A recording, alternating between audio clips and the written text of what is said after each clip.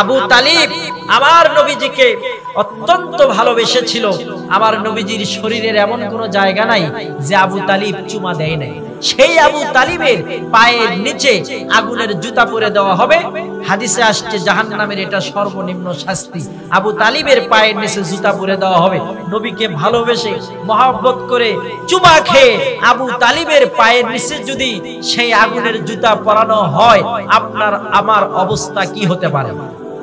আবু তালিব নবীকে ভালোবেসেছিল ঠিক, কিন্তু নবীজির আদর্শকে বাস্তবায়ন করে নি। কুল ইন কুনতুম তুহিব্বুনাল্লাহা ফাত্তাবিউনি ইউহিব্বুকুমুল্লাহ ওয়া ইয়াগফিরু লাকুম যুনুবাকুম ওয়াল্লাহু গফুরুর রহিম। আল্লাহ এই আয়াতের ভিতরে বলেছে, তোমরা যদি আমি আল্লাহকে ভালোবাসতে চাও, আমার নবীজিকে ভালোবাসো না, বলেছে আমার নবীজিকে অনুসরণ করো।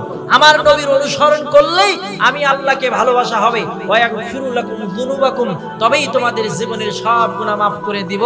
কিন্তু আবু তালিব আমার নবীকে ভালোবেসেছে, কিন্তু আমার নবীকে অনুসরণ করেনি।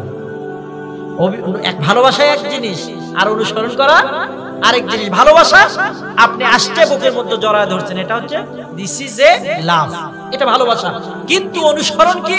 অনুসরণ হচ্ছে ওই লোকের পা থেকে মাথা পর্যন্ত কি কি আছে, সে কিভাবে চলে, কিভাবে খায়, কিভাবে পোশাক